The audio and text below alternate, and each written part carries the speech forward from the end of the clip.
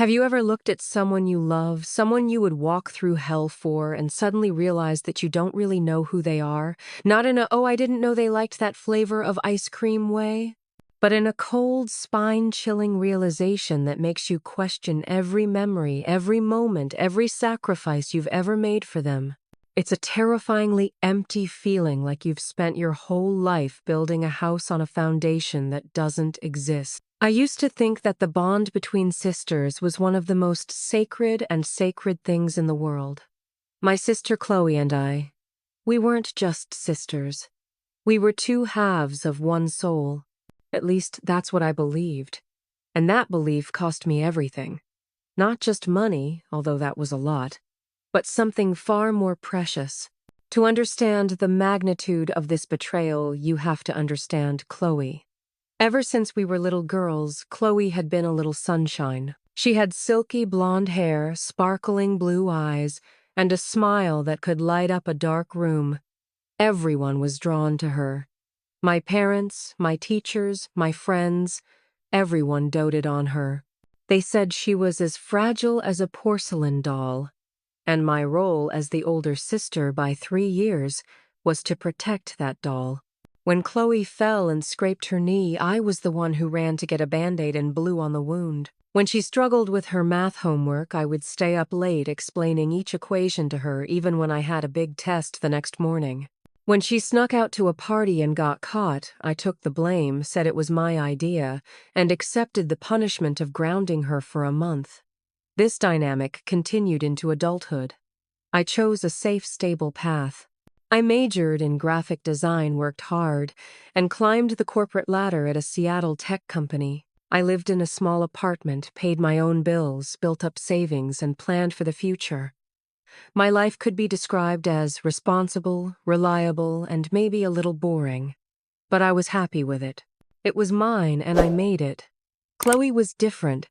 She lived a life of bright colors and impulsive decisions. She dropped out of art college to backpack Europe. She came back with stories of artist lovers in Paris and nights out dancing in Barcelona. She tried her hand at being a yoga teacher, a jewelry designer, a vegan food blogger, each passion lasting no longer than 6 months. She was always on the verge of making the big move. My parents called it finding herself, and they were always willing to fund her adventures. Whenever she ran into financial trouble, a tearful phone call to mom or dad was enough to solve the problem. And if they hesitated, she called me. Maya, I know I messed up again, but... And I, the protective older sister, would send her a few $100s, along with budgeting advice that I knew she would never take. I don't resent her. Not really. I love my sister. I love her enthusiasm, the way she sees the world as a giant canvas waiting to be painted. She is everything. I am not free, bold, and fearless. I think we balance each other out. She brings excitement to my orderly life, and I am the anchor that keeps her ship from drifting too far. And then about 2 years ago, things started to change. It started subtly. Chloe started complaining of chronic fatigue. At first, I thought it was just the result of her chaotic lifestyle. But then other symptoms emerged. Dizziness, strange, sharp pains in her joints, brain fog that made her forget appointments. She went from doctor to doctor in her city, but no one could figure out what was wrong. They said it was stress, a vitamin deficiency, chronic fatigue syndrome, a series of vague diagnoses with no solid answers. It was heartbreaking to see my sister, who was once as bright as the sun, slowly wither away. Her smile became strained. Her eyes lost their sparkle. Around the same time, my career took a major turn. A few years ago, in my spare time, I developed a little app. It was a project organizer for freelance designers, something I originally created to solve my own problem. But it started to gain traction. A few friends tried it and loved it. I put it in the app stores, and it slowly built a loyal following. After 2 years of working hard every night and weekend, a larger tech company took notice. They made an acquisition offer. I was stunned. After weeks of intense negotiations with the help of lawyers and financial advisors, we reached a settlement. After paying taxes and legal fees, I was left with about $1.2 million. $1,200,000. I remember staring at the number in my bank account for hours, unable to believe my eyes. It was life-changing money. It meant security. It meant freedom. It meant the ability to buy a house, travel, never worry about another unexpected bill again. It was the result of sleepless nights, sacrifice, and dedication. And just as I was starting to plan my new future, I got a call from Chloe. She was sobbing, barely able to speak. She said they had finally figured out what was wrong with her. A rare neurodegenerative disease with a long, complicated name that I couldn't even pronounce. She said it was progressing very quickly, and the treatments in America could only slow it down, not cure it. My heart stopped. My world collapsed. But then between sobs, she said there was a glimmer of hope. Her new boyfriend, a man named Julian, whom I had only met on FaceTime, had found a private clinic in Switzerland that was pioneering an experimental stem cell treatment for this very disease. The success rate was high, but it wasn't covered by insurance and was prohibitively expensive. The cost, she said, including travel accommodation for 6 months and the entire treatment, was $1 million. $1 million. The number hung in the air between us. I looked around my apartment at the computer screen where I had built my future, and I closed my eyes and pictured Chloe's face. Her face as a child smiling at me. Her face as a teenager looking at me gratefully after I'd taken the blame for her. And her face now gaunt with sickness and fear. There was no hesitation in me. Not a second. This wasn't a decision. It was a reflex. It was what a sister had to do. She was my porcelain doll, and she was broken. I was the only one who could fix her. "Don't worry, Chloe," I said, my voice surprisingly calm. "I'll take care of it. I'll send you the money. You'll be cured." The relief in her voice was almost tangible. She told me I had saved her life, that I was her guardian angel. A few days later, I went to the bank and made one of the biggest transfers of my life. I deposited $1 million, almost all of my assets, into an offshore account they had provided. I kept a little bit to live on, but essentially my dream, my safety had been transferred in exchange for my sister's life. And I felt so at peace. I had done the right thing. 2 weeks later, Chloe and Julian flew to Switzerland. I spoke to her just before they boarded the plane. She sounded tired but hopeful. She promised to update me every day. I sent them off in my mind, praying for her safety and recovery. I sat in my apartment, my bank account nearly empty, but my heart filled with a sense of rightness. I had saved my sister. And then a week later, a letter arrived. It was addressed to my apartment, but it was addressed to Chloe. Maybe she had forgotten to change the address on something. I smiled, thinking I would keep it for her. But then I saw the logo in the upper left corner.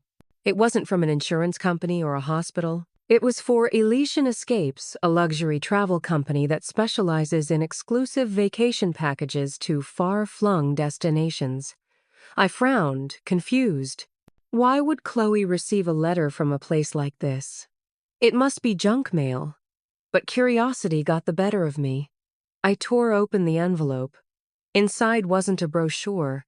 It was a printed copy of a detailed itinerary. A 6-week first-class trip around Southeast Asia. Phuket, Bali, Singapore. With suites at the most luxurious 5-star resorts. The passengers were Chloe Miller and Julian Croft. The departure date was 3 days after they were supposed to have arrived in Switzerland. If you've ever felt like your story resonated, if you've ever sacrificed for someone only to have them question everything, hit that like button and subscribe. Because this is just the beginning of a nightmare I could never have imagined. And I need to tell you the rest. The first feeling isn't anger, nor is it heartache. It's utter confusion, a disconnect with reality, so stark your brain can barely process it. It's like seeing the sky as green. You know it's wrong, but your eyes are telling you otherwise. I read the itinerary over and over, probably 20 times. Phuket, a private villa with an infinity pool, Thai cooking classes, private yacht trips. It's too detailed, too specific to be a mistake. Their names are printed clearly: Julian Croft and Chloe Miller. My mind scrambled to find a plausible explanation. Maybe this was a trip they'd planned before the diagnosis and they'd forgotten to cancel it. Maybe Julian had booked it as a surprise to celebrate Chloe's recovery. But the departure date, it didn't match. Everything was wrong. I picked up the phone, my hands shaking. I called Chloe. It went straight to voicemail. The subscriber you are calling is currently unavailable. I tried again. Same thing. My heart started pounding. Confusion was giving way to a cold dread. I called Julian. Same result. I sent a series of messages. Chloe, call me back right away. It's urgent. Are you okay? I'm worried. No response. No seen sign. It was as if they had vanished off the face of the earth. But they weren't gone. They were in Phuket. At least that's what the note said. I sat there in silence, the apartment so quiet I could hear the hum of the refrigerator. And then the memories started to come flooding back. Not the warm memories of childhood, but the little pieces, the red flags I'd completely missed because I was so blinded by love and anxiety. I remembered Julian. I had only met him through a computer screen, but he was charming. He seemed to adore Chloe, always praising her talent and beauty. He was someone who happened to have a friend whose relative had been cured at this Swiss clinic. He was the one who handled all the paperwork and communications. He insisted that the clinic require a one-time payment by bank transfer to secure a spot because the waiting list was so long. I didn't ask any questions. Why should I? He was saving my sister's life. I thought back to my last conversation with Chloe. Her voice had sounded distant, tired. But now thinking back, was it the tiredness of being sick or the stress of someone lying? When I asked for the name of the primary doctor, she hesitated, said a Swiss-sounding name, and quickly changed the subject. When I offered to fly there to be with her for the first week, she had panicked and refused. No, Maya, no need. I want you to save the money. Julian will be with me. I'll be fine. She said my presence would make her more stressed. I was hurt, but I accepted it, thinking she was just trying to protect me. A feeling of nausea rose in my throat. I ran to the bathroom and threw up into the toilet. When I stood up and looked at my face in the mirror, pale, gaunt, with dark circles under my eyes, all I saw was an idiot. A gullible, easily manipulated idiot. The initial shock passed, replaced by something else, a cold fury. I was no longer the worried sister. I was an investigator. I had spent my career paying attention to details, organizing information in logical ways. And now I would use those skills to find the truth. I started with the clinic in Switzerland. Clinic Schiller near Zurich. That's the name Chloe told me. I Googled it. Nothing. No website, no address, no phone number. I tried different variations of the name. Nothing. It didn't exist. Next, I called my parents. I tried to stay calm, explaining the situation methodically. I told them about the letter, about the unreachable, about the non-existent clinic. I expected panic anxiety. Instead, I got disbelief. Maya, honey, my mother said, her voice protective. There has to be some explanation. Maybe you misheard the name of the clinic. Chloe's going through a lot. Maybe she misspoke. Mom, I transferred $1 million to them, I said, my voice starting to shake. I heard right. You always have a tendency to overthink things. Maya, my father, interjected. Maybe they just wanted some privacy before starting treatment. That trip to Asia, maybe it was a typo. You're driving yourself crazy. They didn't believe me. Worse, they were implying that I was the one with the problem, that I was jealous or trying to create drama. To them, Chloe was still the fragile porcelain doll incapable of causing harm, and I was, as always, the overprotective, slightly strict older sister. The call ended with them advising me to take a deep breath and relax. I hung up feeling more alone than ever. I hadn't just been lied to by my sister. I'd been emotionally invalidated by my own parents. That night I didn't sleep. I sat at my computer, my fifth cup of coffee cooling beside me. If Chloe and Julian thought they could disappear, they were wrong. They had underestimated me. I started digging into the digital world. Chloe's social media accounts had been quiet for weeks, but Julian's Instagram was private. But I didn't give up. I created a fake account, a pretty young girl with a profile full of travel photos borrowed from other bloggers.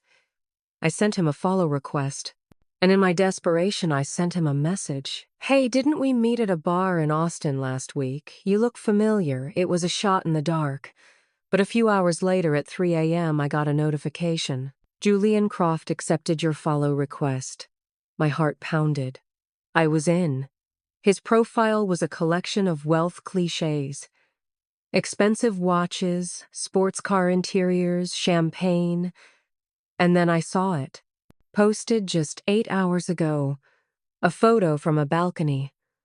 A sparkling turquoise pool swaying palm trees and the azure waters of the Andaman Sea beyond. Location tagged Phuket, Thailand. In the comments, one of his friends wrote, "Living the dream, man." Julian responded with a smiley face with sunglasses emoji. Chloe wasn't in the picture. They were smart enough not to show her. But there was proof. Indisputable proof that they were there. Not in a sterile clinic in Switzerland, but in a tropical paradise, spending money I'd earned through sweat, tears, and sleepless nights. Money that was supposed to save my sister's life. But I needed more than that. I needed to see her. And then I remembered something. A few years ago, after Chloe's laptop was stolen, I installed tracking software on her new one and linked it to my account. It was a precaution so we could locate it if it ever went missing again. She'd completely forgotten about it, I bet. With shaking hands, I logged into my account. I clicked Find a Device. A map appeared on my screen. A small green dot started blinking. It wasn't in Europe. It was in Asia. I zoomed in. Thailand. I zoomed in again. Phuket Island. I kept zooming and my heart pounding in my chest. The dot pinpointed a luxury resort called the Serenity Cove. I quickly opened a new tab and searched for the resort name. Their website popped up with pictures of beachfront villas and world-class restaurants. And then I saw a feature that many high-end resorts have. A live webcam broadcasting 24/7 from their main pool area overlooking the beach. I clicked on the link. A slightly choppy video stream began to load. The image became clear. It was a sunny day in Phuket. People were relaxing on lounge chairs swimming in the pool. And then the camera panned to the side. And I saw her. Chloe. She was lying on a covered daybed wearing a pair of large sunglasses. She was wearing a brightly colored bikini. Her blonde hair was pulled back in a messy bun. She wasn't pale or sickly. Her skin was tan and healthy. She was smiling, throwing her head back in a fit of laughter at something Julian, who was sitting next to her, had said. She lifted a sunset-colored cocktail to her lips and took a sip. It's the image of a person without a care in the world. Healthy, happy, and filthy rich. In that moment, I felt something inside me shatter. Not a crack, but a complete, irreparable shattering. The porcelain doll was not fragile. She was the one holding the hammer. And she had just used it to smash my heart into a million pieces. The game was over. And a new game was about to begin. They may think they have escaped, but they don't know who I am. They don't know what I am capable of when backed into a corner. And I will not stop until I get back everything they took from me. And I'm not just talking about money. When you see the undeniable evidence of betrayal right in front of you, the image of your sister supposedly dying in a Swiss clinic, sipping a Mai Tai in the Thai sun, something strange happens. The initial shock is like a physical punch, leaving you breathless. Then comes the pain, a cold, hollow pain that feels like a piece of your soul has been ripped out. But then after the tears have dried and your chest has stopped constricting, something else emerges from the ashes. It's clarity. A cold, sharp clarity like broken glass. I'd spent my whole life looking at Chloe through a lens of love and duty. I'd seen a fragile sister who needed protection, a free spirit in need of an anchor. But that lens was shattered, And for the first time, I saw her for who she truly was. And Julian. They weren't victims of circumstance, they were predators. And I was their prey. Staring at the smiling image of Chloe on the webcam, I realized that calling her and yelling at her wouldn't work. That's what the old Maya would do. The old Maya would cry, would demand an explanation, and would be manipulated by Chloe again with crocodile tears and some elaborate story about how this was all a big misunderstanding. Oh, Maya, the clinic rescheduled my treatment at the last minute. Julian surprised me with this trip to clear my head before starting. I could almost hear the words in my head, and a weak part of me might want to believe it. But the old Maya died in this apartment the moment she saw that travel itinerary. The new Maya is different. She's not looking for apologies. She's looking for justice. And maybe, just maybe, revenge. I knew I couldn't confront them from afar. If I told them I'd found out they'd disappear.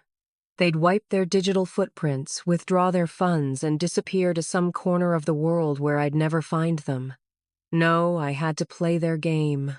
I had to make them believe that the prey was still clueless, still in its cage in Seattle, anxious and waiting for news.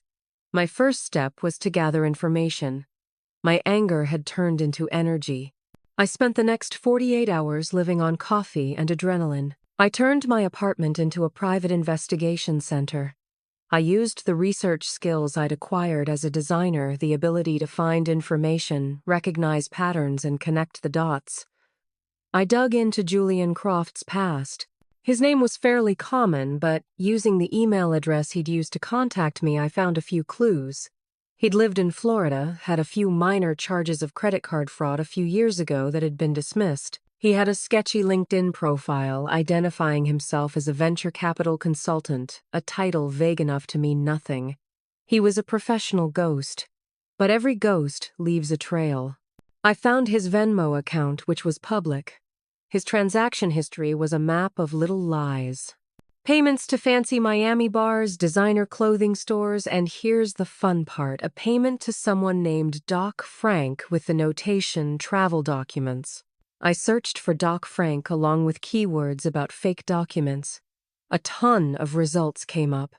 Apparently, this was the moniker of a notorious counterfeiter. This meant their plan was more than just fooling me. They were setting up a new life, possibly with new identities. $1 million wasn't just vacation money. It was startup capital for a life of deception. I knew I had to talk to them. I had to hear their voices assess the situation. I waited until the clock in Phuket read 10 a.m. I took a deep breath, trying to make my voice sound like the old Maya, anxious, a little naive. I called Chloe. This time, after 2 rings, she answered. Maya. Her voice rang out falsely cheerful. Oh my gosh, I'm sorry I didn't call back. The signal here is terrible. We're in a small village in the mountains. It's very quiet. A village in the mountains. The lie came out of her mouth with surprising ease. I looked at the live webcam on my computer screen. She was no longer by the pool, but I could see the blue ocean beyond a window in a video call she had just accepted. It's okay, I said, trying to keep my voice from shaking. I'm just worried. How's everything going? How's the treatment? Are you okay? There was a brief pause. Oh, it's so tiring, sis, she said. And suddenly her voice was weak and shaky. A great performance. The first injections really hurt. But the doctor said it was a good sign. It means the cells are working. She began to describe the clinic, the kind Swiss doctors, the sterile white walls. Every detail was a stab in my heart. She wasn't just lying to me. She was mocking me, painting a picture of her misery while living like a queen on my money. Julian is taking such good care of me, she continued. He is my savior. Our savior. Sister, I don't know how to thank you. You gave me a second chance at life. As long as you're okay, I whispered, and this time the tears were real. But they weren't tears of worry. They were tears of anger and hurt. I just want you to be safe. I'm safe, she said. Don't worry. This first phase will be over in a few weeks. Then we'll move on to phase 2.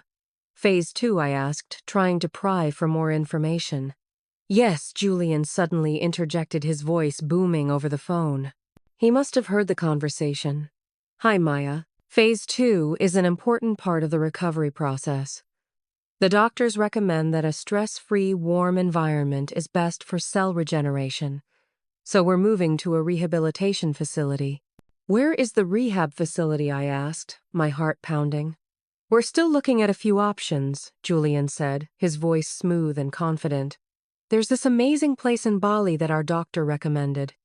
It specializes in holistic therapies.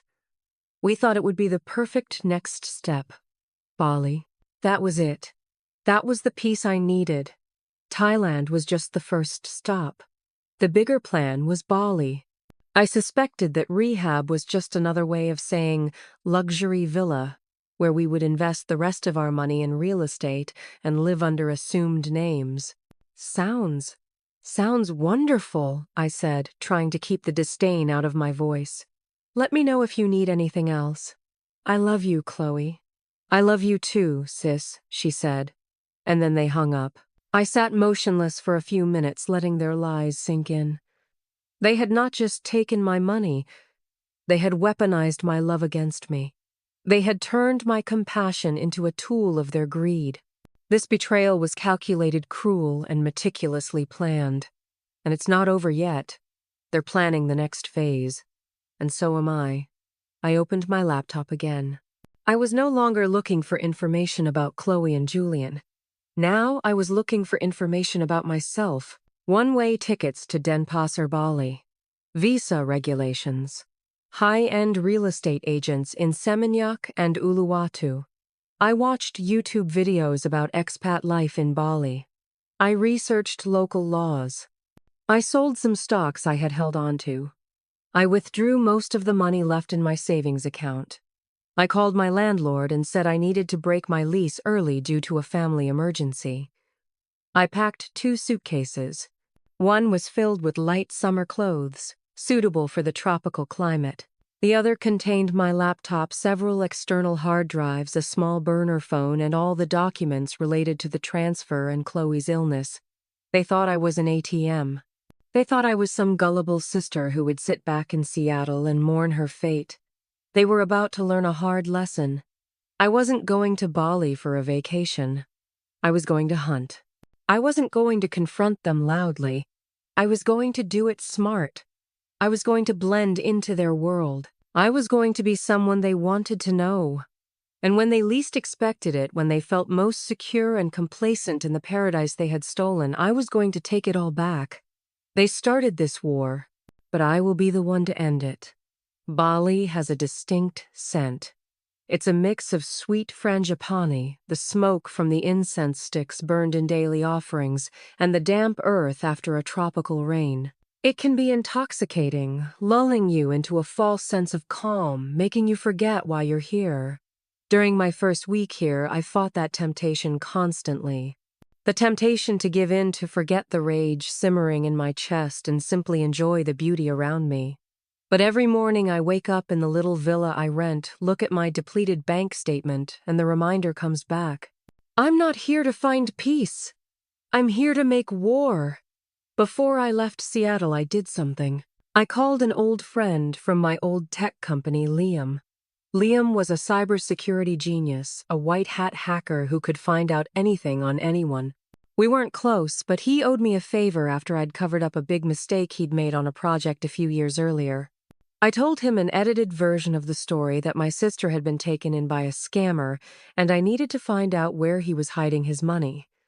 I didn't mention Chloe's role in it. Liam, who hated bullies and scammers, agreed to help without much question. He was my person on the other side of the world, my digital eyes and ears. My plan was simple but risky. I wouldn't go looking for Chloe and Julian. I would make them find me. From what I knew about them, they were drawn to wealth and status like moths to a flame. They wanted to blend into Bali's elite expat community. So I had to become one too. I used my remaining money strategically. I rented a villa in a trendy area. I bought a few designer clothes from local boutiques. I created a new identity for myself. Not Maya, the graphic designer from Seattle, but Maya Vance, a tech investor from San Francisco who had just sold her startup and was looking for opportunities to invest in luxury real estate in Asia.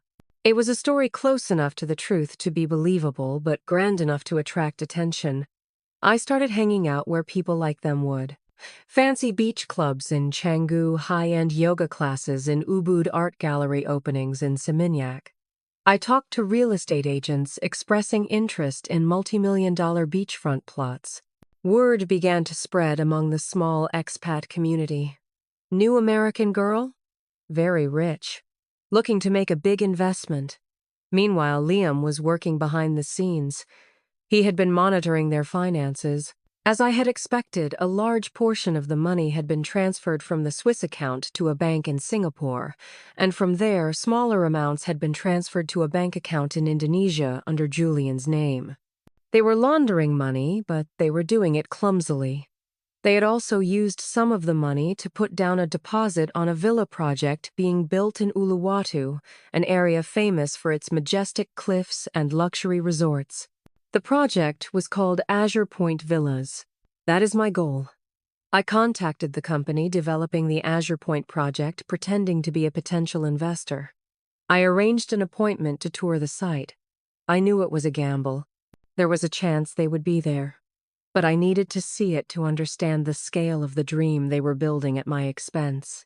It was a scorching hot day. I wore a cream silk jumpsuit that looked both professional and comfortable. As the sales representative, an Australian man named Greg drove me around the site in a golf cart. He pointed out different plots of land. "This lot has been sold," he said, pointing to a prime spot overlooking the endless ocean. A young American couple. Very dynamic. They're planning to build a really impressive mansion here. That guy Julian seems to know a lot about investing.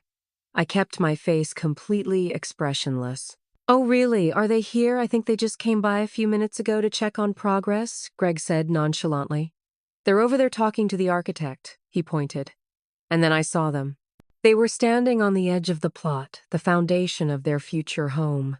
The sun was shining down on them. Julian was wearing a white linen shirt and shorts, looking confident and comfortable. He was gesticulating, clearly explaining his vision to the architect. And next to him was Chloe. If the webcam image had shocked me, seeing her in person was 1,000 times worse. She wasn't just healthy, she was glowing. Her tanned skin glistened. She wore a flowing maxi dress, her blonde hair in a loose braid with a plumeria flower. She didn't look like a recovering patient. She looked like a goddess. And her eyes, that's what hurt the most. They were filled with smugness. She looked at Julian with a kind of adoring awe, then out at the ocean, as if it belonged to her. There was no guilt, no remorse.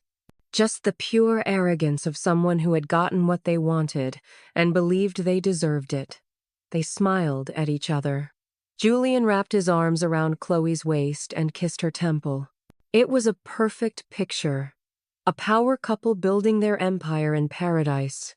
In that moment, it took all my strength not to collapse. I wanted to run, to scream, to scratch their smug faces, but I didn't. I took a deep breath, smelling the scent of frangipani and construction dust. I turned my rage into ice. "They look happy," I said to Greg, my voice soft and indifferent. "It's great to see young people succeeding like that." Greg nodded. "Yes, they are a lovely couple."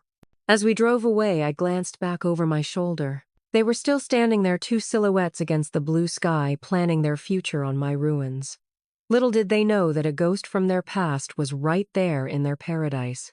Little did they know that the mysterious wealthy investor from San Francisco they were sure would soon hear about was the very man they had left behind. I returned to my mansion, my false calm shattered as the door closed. I slid to the floor, my heart pounding like a drum. Seeing them living in the truth they had created was more painful than anything I could have imagined. But it also strengthened my resolve. The chance encounter had failed. Now it was time for Plan B. I needed to approach them directly, but on my own terms. That evening, I went to one of the most exclusive restaurants in Uluwatu, a place perched on a cliff with a spectacular view of the sunset. I knew it was a place they would go. I sat alone at the bar, sipping a glass of wine, playing the role of an independent, wealthy woman. And then they walked in. They looked gorgeous, like they had just stepped out of a magazine. They were led to one of the best tables in the restaurant. I waited. I watched. About half an hour later, I stood up as if to go to the bathroom. As I passed their table, I accidentally tripped and dropped my designer clutch on the floor right next to Chloe's chair. "Oh, I'm sorry," I said, my voice full of embarrassment. Chloe bent down to pick it up for me. "It's okay," she said. As she looked up to hand it to me, our eyes met. For a split second, I saw a flash of recognition in her eyes, a flicker of confusion, but then it was gone. She just looked at me like I was a stranger. After all, her sister was halfway around the world in Seattle, right?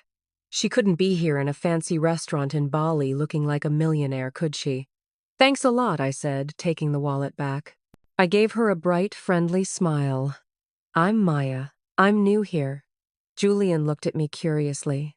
"Nice to meet you, Maya. I'm Julian, and this is Chloe." Chloe smiled politely, a hollow smile that didn't reach her eyes. "Hello," she said. I was right there, just a few feet away from them. They were looking right at me, and they didn't recognize me. Or maybe they chose not to recognize me.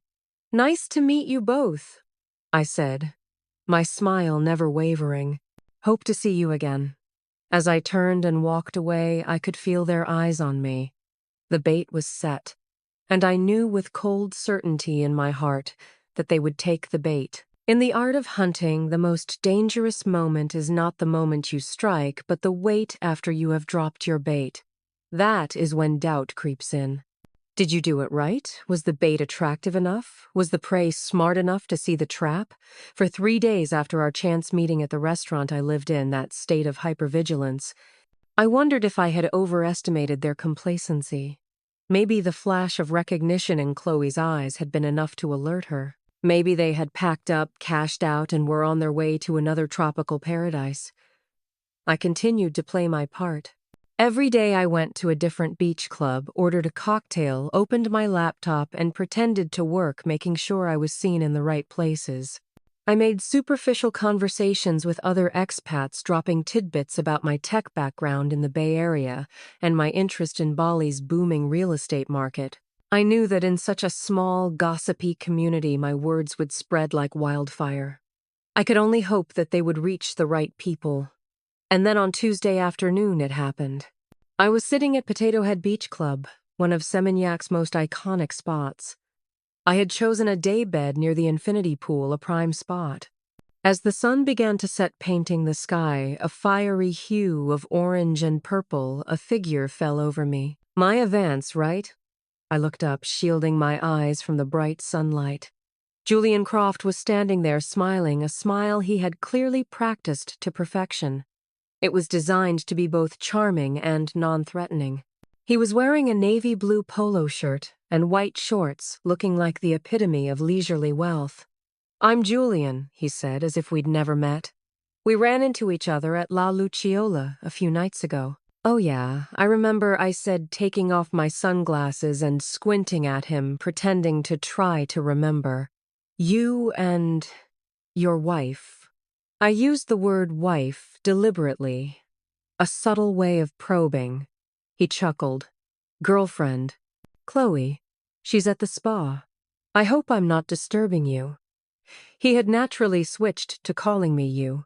"Not at all," I said, gesturing to the chair across from me. "Please sit." This was it.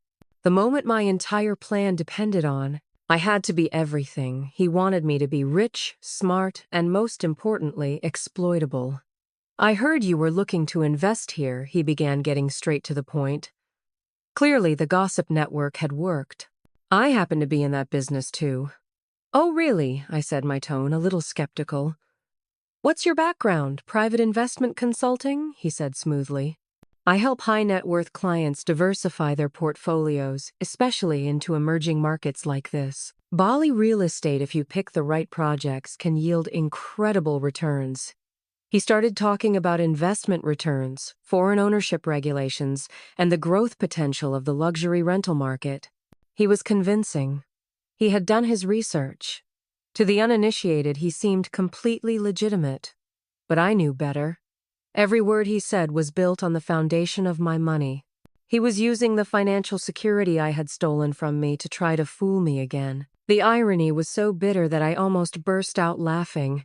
Instead, I just nodded attentively occasionally, asking a pointed question about a potential real estate bubble or political instability. I needed to show him that I wasn't a fool, that I was a serious investor who needed convincing. "You seem to know your stuff," he said, looking mildly impressed. "I don't make my money on empty promises," I said coldly, looking him straight in the eye. "I believe in data and due diligence." And then I saw Chloe walking toward us from across the pool area. She looked refreshed after her spa visit, wearing a silk caftan that fluttered over her bikini. When she saw me talking to Julian, a complex expression crossed her face. Surprise? Perhaps a little annoyance, and then quickly covered up with a bright, polite smile. "Oh, hi," she said, her voice honeyed. "What a coincidence." "Chloe, honey," Julian said, standing up to give her a quick kiss on the cheek. "I was talking to Maya.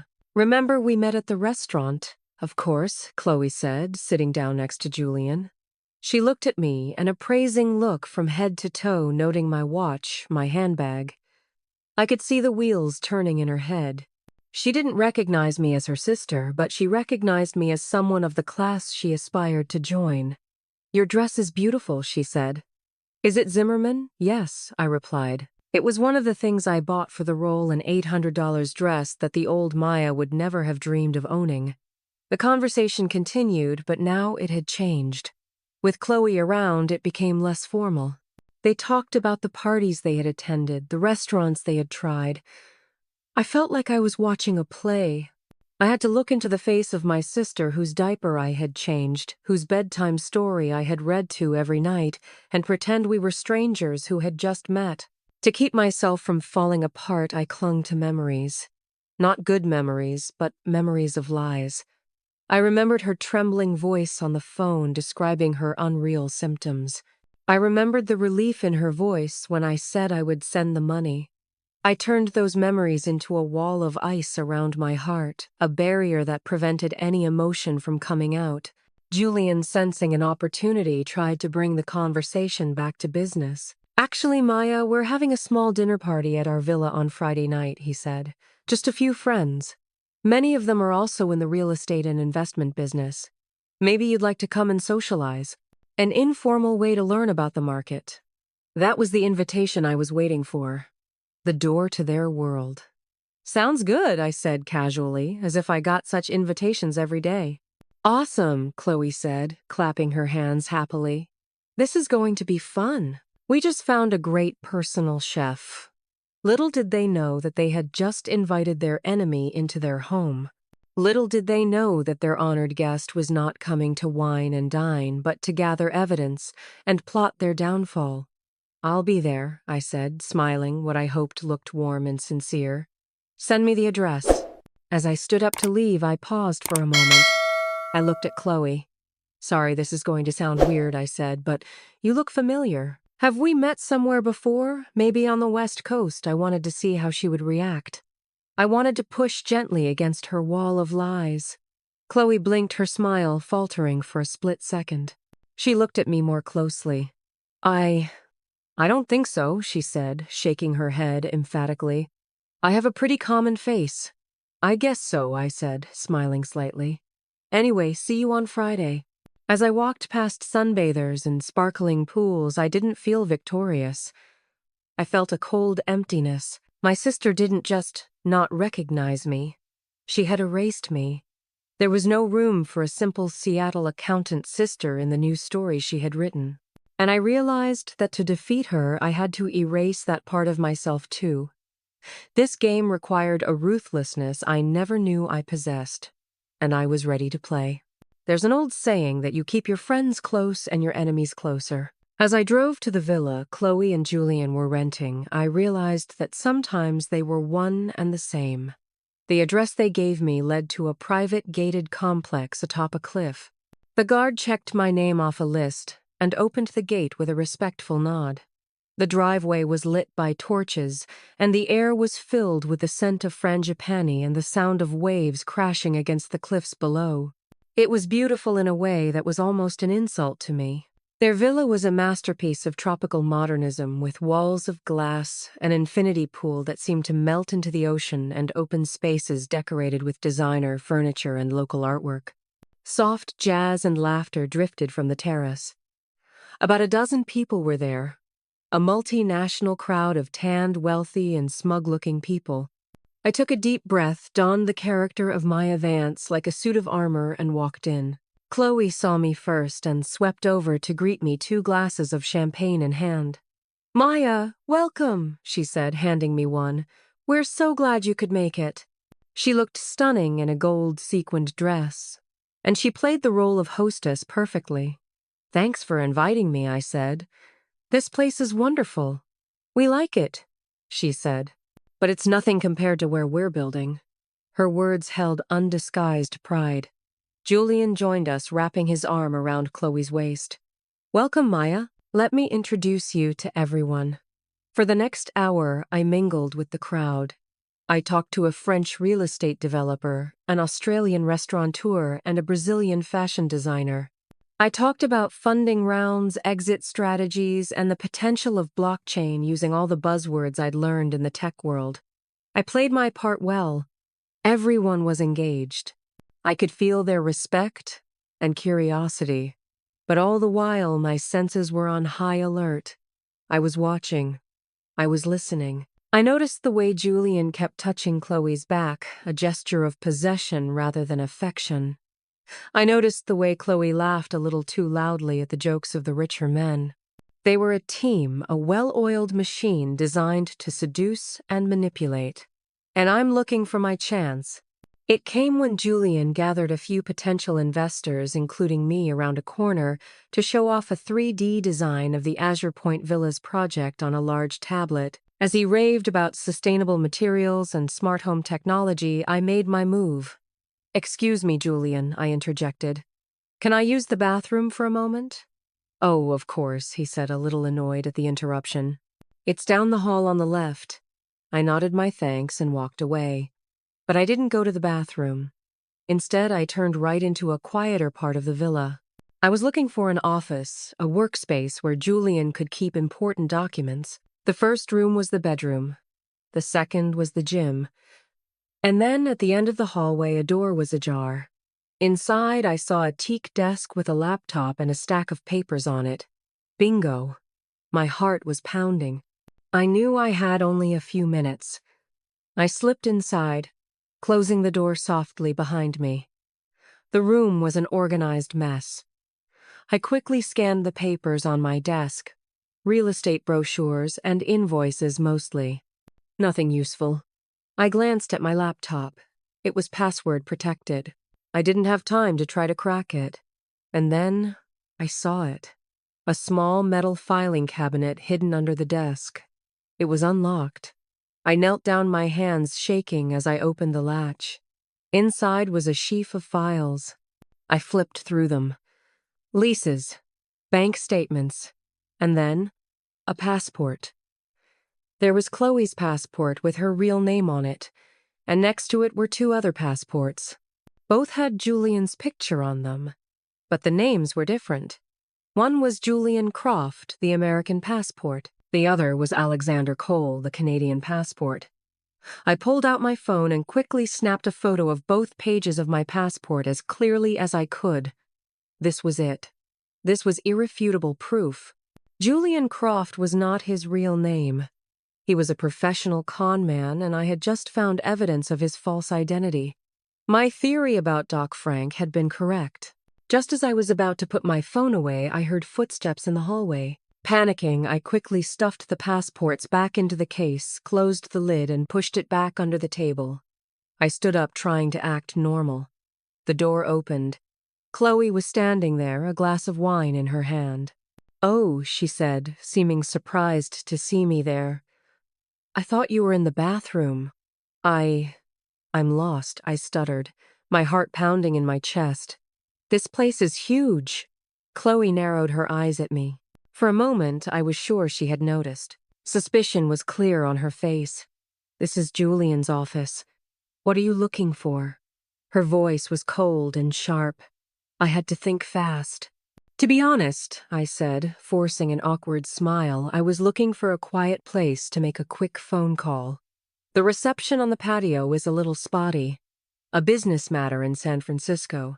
She stared at me for a moment longer, her blue eyes searching, trying to find a crack in my story. I held my gaze, praying that she would believe me. Finally, the doubt on her face seemed to fade, replaced by her usual indifference. Okay, she said, shrugging. Dinner is almost ready. She turned and walked away. I breathed a sigh of relief, feeling like I had just dodged a bullet. I followed her back to the terrace, adrenaline still pumping through my veins. I had what I needed. Now it was time to plant the seed. At dinner, I was seated across from Chloe. Julian, at the head of the table, was busy impressing the other investors. This gave me a perfect opportunity. Julian seems like a wonderful man, I said to Chloe in a quiet moment between dishes. Very charming and intelligent. He must have traveled a lot. Oh, yes, said Chloe, clearly pleased with the compliment. He's very knowledgeable about the world. I bet, I said, looking her straight in the eye. He has this energy that's so elusive. It's like he's lived many lives. You must trust him a lot. I said it lightly, as if it were an innocuous remark. But I chose each word carefully. Elusive. Different lives. Trust. I was planting a tiny seed of doubt in her mind. I wanted her to start wondering, even if only subconsciously, how much she really knew about the man she had entrusted her future to. I saw a frown cross Chloe's forehead before she covered it with a smile. Of course I trust him, she said, but there was a hint of defensiveness in her voice. I just smiled and changed the subject. The seed had been planted. Now I just had to wait and see if it would sprout. As I left the party that night, I no longer felt like a victim. I felt like a chess player. I had moved my pieces. I had obtained vital intelligence and begun the psychological warfare. The game had changed. I was no longer just trying to get my money back. I was trying to destroy the world they had built. And for the first time since I saw that travel itinerary, I felt a glimmer of hope. Hope that justice, however belated, would finally be served. After the party, my strategy shifted from reconnaissance to psychological assault. Discovering Julian's dual identity, or Alexander Cole, or whatever the fucker he really was, had given me a powerful weapon. But a weapon that's useless if you don't know how to use it. Going at them with that information would only make them panic and run. No, I needed to use it like a scalpel to carefully split them apart from within. And their biggest weakness, the one I could attack, was their relationship. Their relationship was built on a dual foundation, Julian's greed and Chloe's insecurity. Chloe, my sister, craved recognition, admiration. She wanted the life she believed. She deserved the life she saw on Instagram. Julian promised to give it to her. He was her ticket. But what if that ticket turned out to be fake? What if the rich investor she idolized was just a low-life scammer with a fake passport? That admiration would quickly turn to contempt. And contempt would turn to self-protection. My plan was to sow paranoia. I needed to make Julian feel insecure about his control and make Chloe feel doubtful about her safety. I started by establishing my place in their world. I arranged meetings with real estate agents and developers I knew were also working for them. I casually let slip that I was being advised by a top law firm in Singapore on my major investments. I wanted them to hear the name Maya Vance everywhere associated with power, wealth, and caution. I wanted Julian to see me as a big whale he had to catch, but also as a rival he had to watch out for. Meanwhile, I sent the passport photos I'd taken to Liam. Find out everything you can about this guy, Alexander Cole, I texted. Criminal records, known connections, anything. A few days later, Liam sent back a report. Alexander Cole had a history of fraud even more extensive than I'd realized.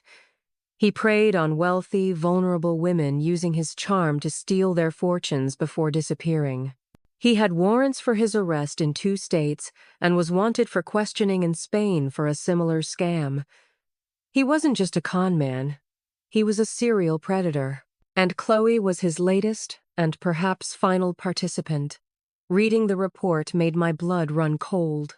Whatever Chloe had done to me, she didn't deserve to fall into the hands of someone like this. A small part of my ex-sister rose. I didn't just want my money back. I wanted my sister out of there. Now it was time to turn up the pressure. I arranged a lunch date with Chloe, just the 2 of us. I lied and said I wanted women's advice on settling down in Bali, an offer I knew she couldn't refuse. We met at a fancy organic restaurant in Ubud, a far cry from the noisy beach clubs.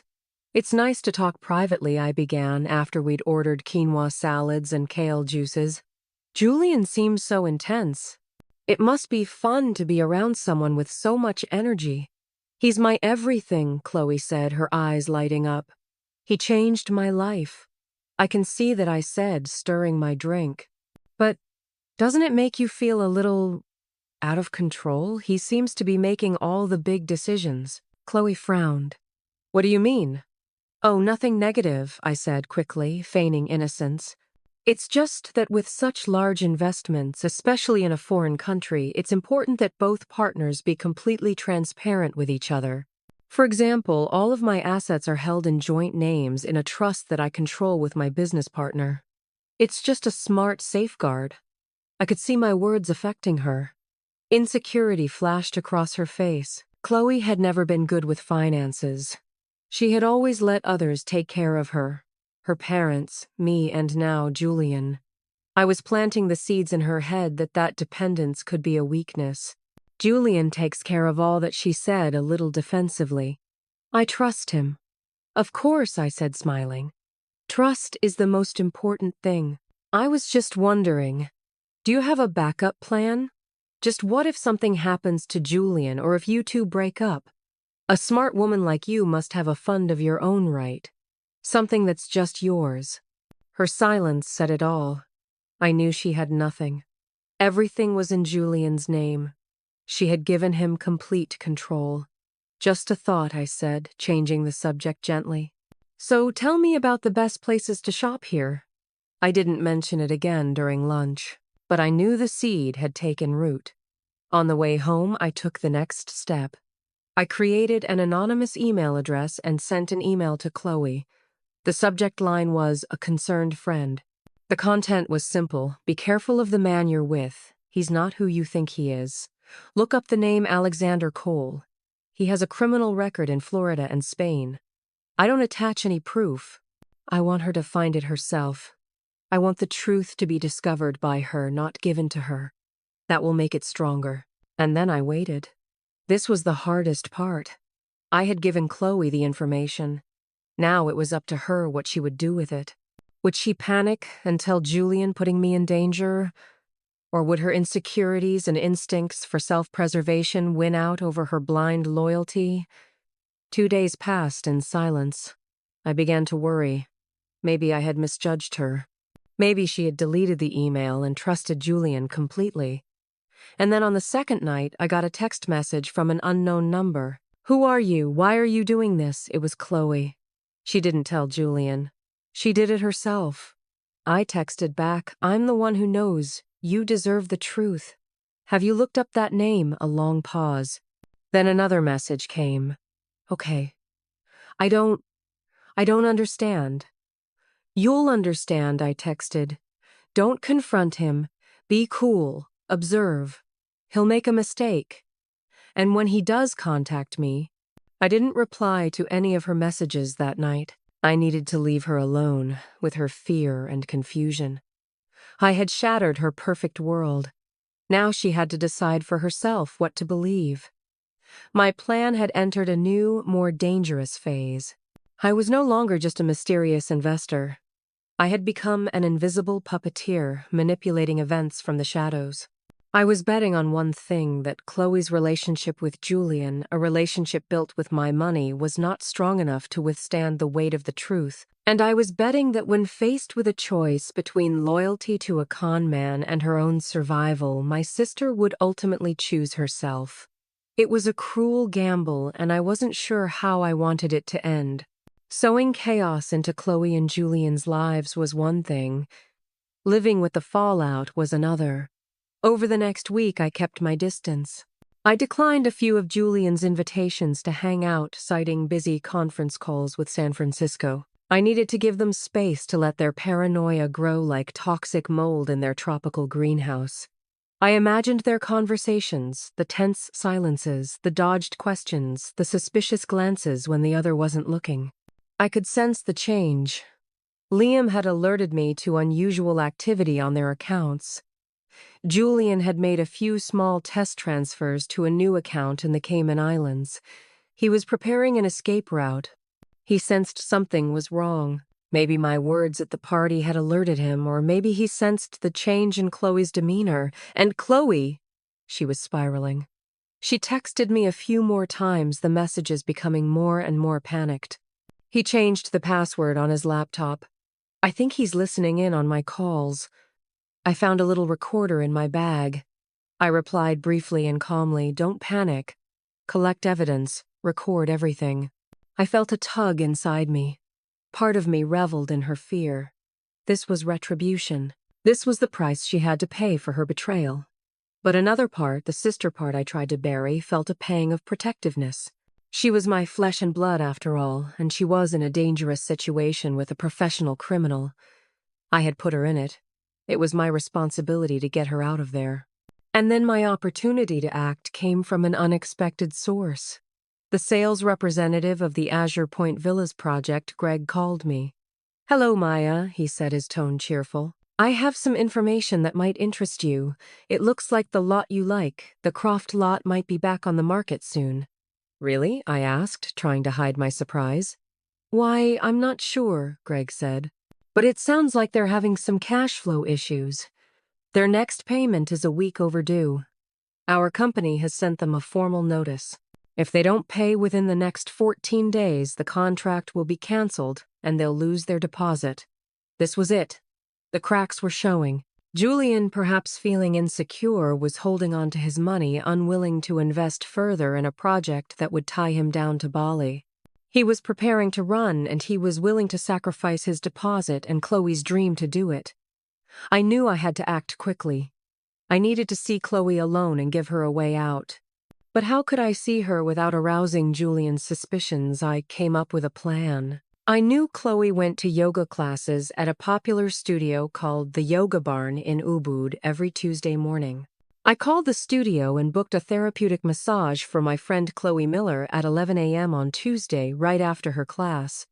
I prepaid with my credit card and said it was a surprise gift. I then called back and booked a massage for myself at the same time in an adjacent treatment room. On Tuesday morning, I arrived early at the Yoga Barn. It was a peaceful place, with wooden and bamboo huts set among lush green rice fields. I spoke to the reception staff, explained that I had booked Chloe's session, and asked if I could leave a personal message for her in her treatment room. They happily obliged. I wrote a brief note on a piece of paper. "We need to talk. Alone. After the massage, go to the path behind the garden. I'll wait there. Don't bring your phone." I signed it, a friend.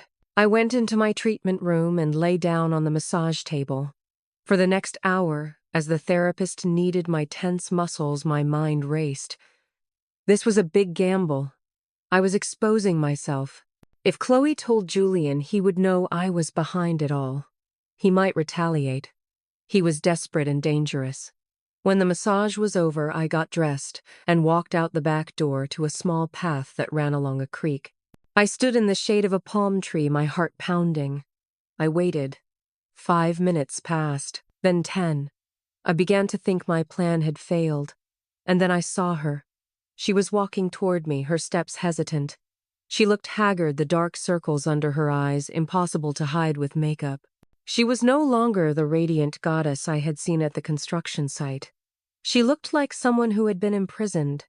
When she got close enough, she stopped about 10 feet away from me. "It was you," she said, her voice just a whisper. "The whole time. Maya Vance. It was you. I nodded. Hi, Chloe. For a moment, she just stared at me. Her eyes were filled with a mixture of emotions, shock, anger, fear, and perhaps a little relief. Why? She asked, her voice breaking. Why are you doing this to me? Do this to me, I replied, and the ice wall around my heart began to crack, revealing the rage that had been simmering for so long.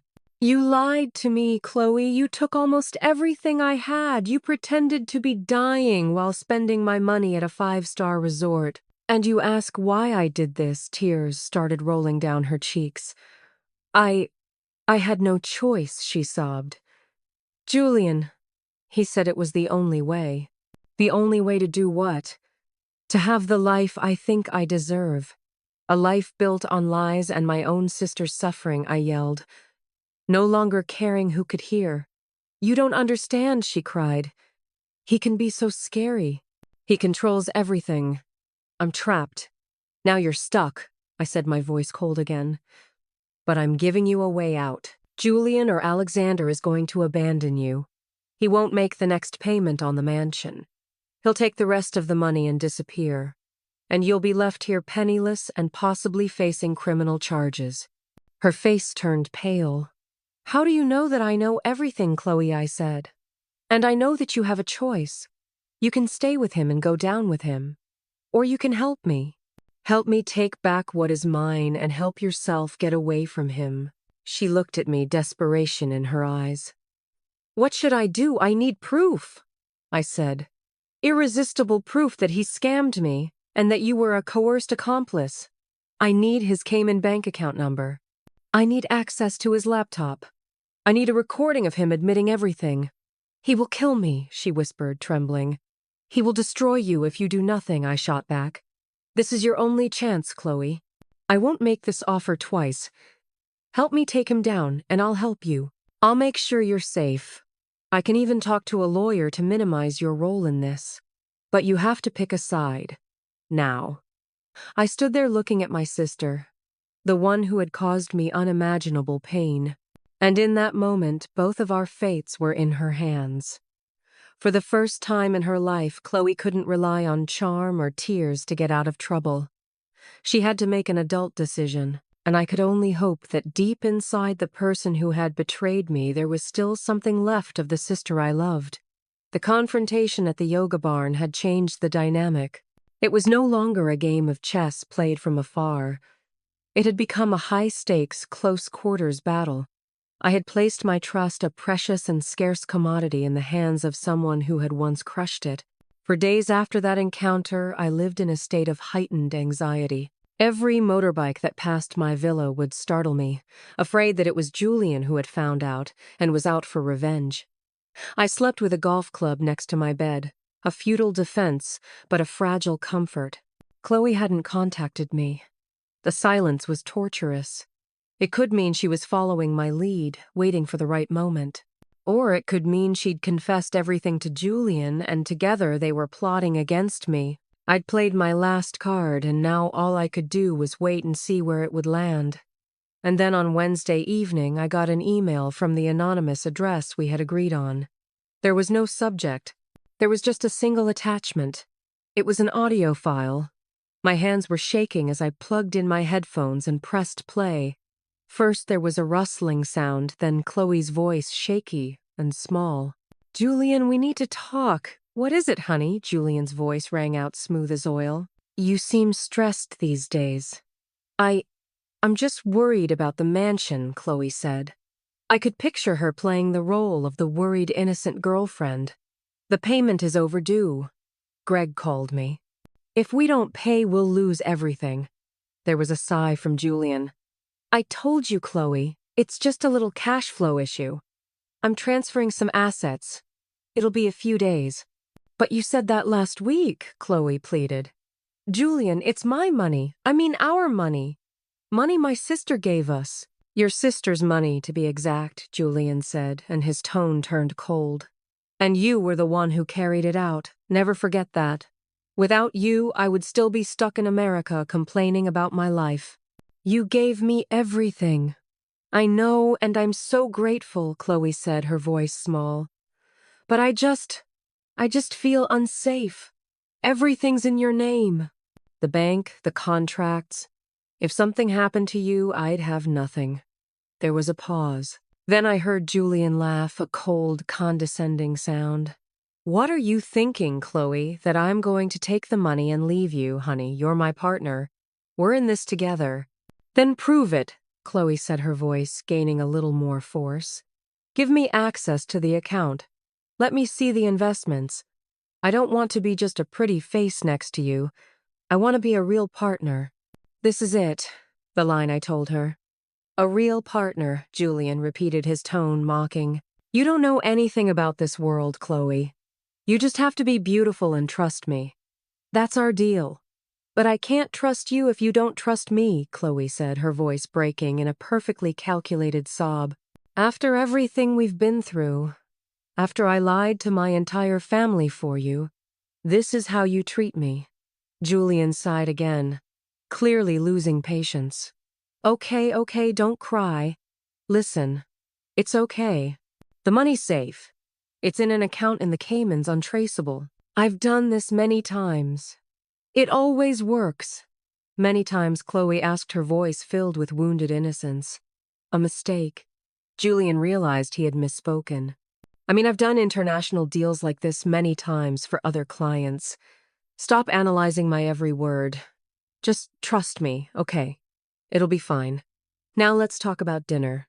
I'm thinking Italian. Recording ends. I sat still, taking off my headphones. I had it. The confession. The admission of having done this many times. The admission of the Cayman account. And most importantly, the evidence of his utter disregard for Chloe. He didn't see her as a partner. He saw her as property, a tool. Soon after, another email arrived. This time, it was a string of numbers. A Cayman bank account number. A password attached. His laptop password, Chloe wrote. It's his first dog's name. Patches 123. He told me about it once when he was drunk. He's a cocky idiot. I felt a wave of complicated emotions. Part of me was proud of Chloe. She had done it. She had faced her demons and triumphed, using the same manipulative skills she had learned throughout her life, for good. But another part of me felt incredibly sad. Sad that our relationship had come to this point where our triumph was built on lies and espionage. But there was no time to ponder. Now was the time to end the game. I immediately forwarded all the information, the recording, the account numbers, the passwords, and Liam's report on Alexander Cole, to a contact Liam had provided me, an international lawyer in Singapore who specializes in financial fraud and asset recovery. Her name was Ananya Sharma. I called her back shortly after. Her voice was crisp and efficient. Hello, Miss Vance. I looked over the materials you sent. Very impressed. Can you help me? I asked, my heart pounding. Help you, Miss Planks? Vance, you've done all the hard work, Ananya said. With this recorded confession combined with Alexander Cole's criminal record and bank transactions, we can freeze his Cayman account for 24 hours. He won't be able to withdraw a penny. Then we'll start the legal process to recover that money. It'll take time, but your chances are good. What about my sister? I asked, my voice hesitant. What is her role? She was an accomplice, but she was also a victim, I said. She provided this evidence. She was willing to testify. That would help a lot, Ananya said. We could argue that she acted under duress. With her cooperation, she would probably only face a suspended sentence or community service, especially since she, the primary victim, does not want to prosecute her. I breathed a sigh of relief. Thank you. Don't thank me yet, Ananya warned. The next step is the most dangerous. When Cole finds out his account is frozen, he'll panic. He might try to run away. And he might take it out on your sister. She needs to get out of there immediately. We worked out a plan. Ananya would initiate the account freezing procedure the next morning at 9 a.m. Singapore time. I had a short window of time to get Chloe out safely. I texted Chloe on the disposable burner phone number I'd given her. It's time. Tomorrow morning.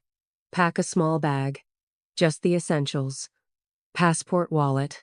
Don't bring anything that might make him suspicious. At 8 a.m., tell him you're going to the grocery store. Drive to our meeting place. The trail. Don't reply to this text. That night was the longest of my life. I didn't sleep a second. I sat by the window looking out at the tropical night, my mind racing with all the things that could go wrong.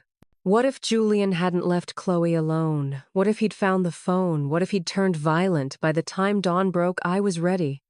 I had booked 2 flights out of Bali. One for me to Singapore, where I would meet Ananya, and another to Seattle for Chloe. I didn't know if she was going. I didn't know if we could repair our relationship, but I knew I couldn't leave her. At 7:55 a.m., I pulled up to the trailhead and parked out of sight. I walked to our meeting spot, my heart pounding in my chest. The morning air was quiet except for the chirping of birds and the rustling of leaves. Each minute felt like an hour. 8:00, 8:05, 8:10. She didn't show up. A cold feeling of dread washed over me. Something had happened. I had made a mistake. I pulled out my phone, about to call the local police, when I heard footsteps. Chloe emerged from the trail. She looked like a ghost, her face pale and her eyes wide with fear. She didn't have her bag. "What happened?" I asked, running to her side. "Where is he?" "He knows." Chloe whispered, her voice hoarse. "Not about you. But he knows I was recording him. I was careless. I left my recorder on the dresser. He found it this morning." My blood ran cold. "What did he do to you? He was mad," Chloe sobbed, shaking uncontrollably. "He broke my phone. He slapped me. He said I was a stupid whore. He took my passport and locked me in the bedroom. He was packing his things. He said he was leaving and leaving me here for the police to deal with." "How do I get out?" "I climbed out the bathroom window," she said. I ran as hard as I could. In that moment, all the anger, all the bitterness I had for her disappeared. In front of me was not a traitor. In front of me was my little sister, scared and hurt. My protective instincts kicked in. "Okay," I said, taking her hand, which was cold as ice. "We have to get out of here now. He'll soon realize you're gone." We ran towards my car. As we got in and I started the engine, my phone rang. It was Ananya. "We did it," she said. "The account was frozen. He couldn't touch it." "He knew," I said quickly. "He knew part of the plan. He was preparing to run away. He assaulted my sister." "The local police are on their way to the villa," Ananya said. "I've notified them based on his international arrest warrant. They're going to arrest him for assault and other charges. But you and your sister need to get to the airport. Now. Don't stop anywhere." I hit the gas. The car pulled off the dirt road and into traffic. I glanced at Chloe. She was huddled in the passenger seat, sobbing silently. There was a long road ahead, not just to the airport, but to healing. But as I drove with my sister beside me and the sirens wailing in the distance behind us, I knew the storm had finally passed, and we had survived. A year. Sometimes it feels like a century has passed since that terrible morning in Bali. Sometimes it feels like yesterday. The run to the airport was like a scene from a movie. We kept looking over our shoulders, afraid to see Julian's car in the rearview mirror. But he didn't follow. As Ananya said, the police got there first. They arrested Alexander Cole as he tried to throw a suitcase full of cash over the fence behind him. The legal battle that followed was complex and grueling. Julian or Alexander fought tooth and nail, but the evidence against him was overwhelming. The recordings, the fake passports, my testimony, and most importantly, Chloe's testimony. She faced him in a Singapore courtroom, and with the support of therapists and me, she told the whole story. Watching her stand firm and tell the truth was a source of pride and pain. Ultimately, Alexander Cole was convicted of fraud and money laundering and extradited to the United States to face further charges. He will be in prison for a very, very long time. The process of recovering my money took months, but with Ananya's tireless help, I eventually got almost 80% of it back. Some of it was lost to lawyers and irrecoverable fees, but the majority came back.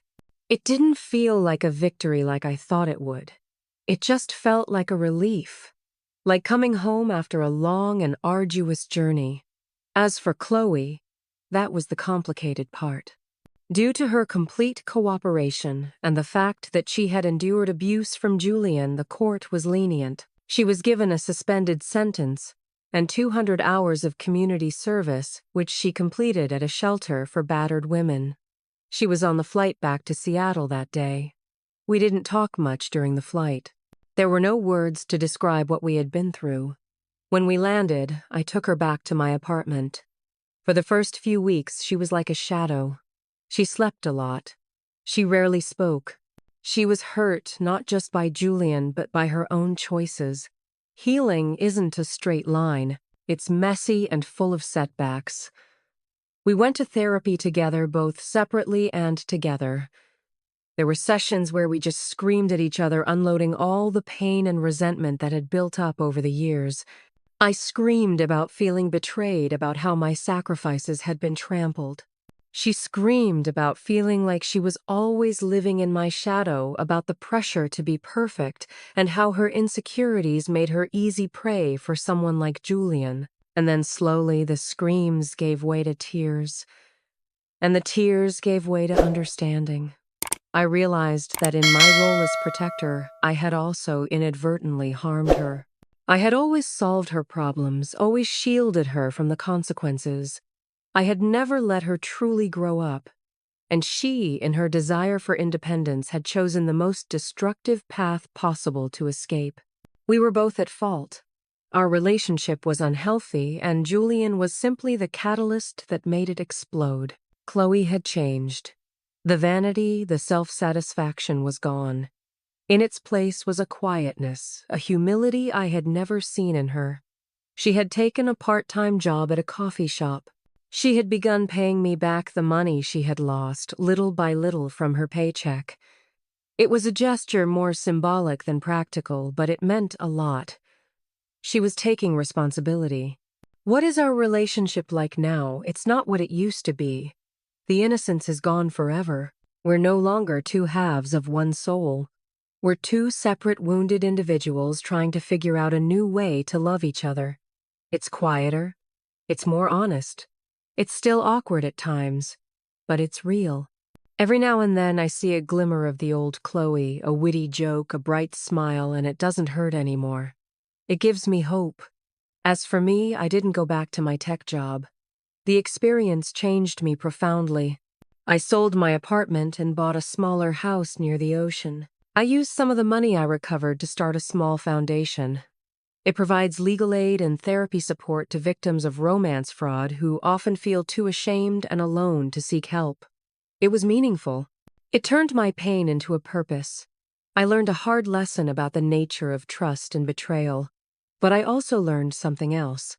I learned that strength lies not in never falling, but in getting back up. I learned that sometimes you have to destroy something completely, a relationship, a belief, an old version of yourself, in order to rebuild something stronger and more true from the rubble. My story is not a fairy tale. It doesn't have a completely happy ending. But it is a true story.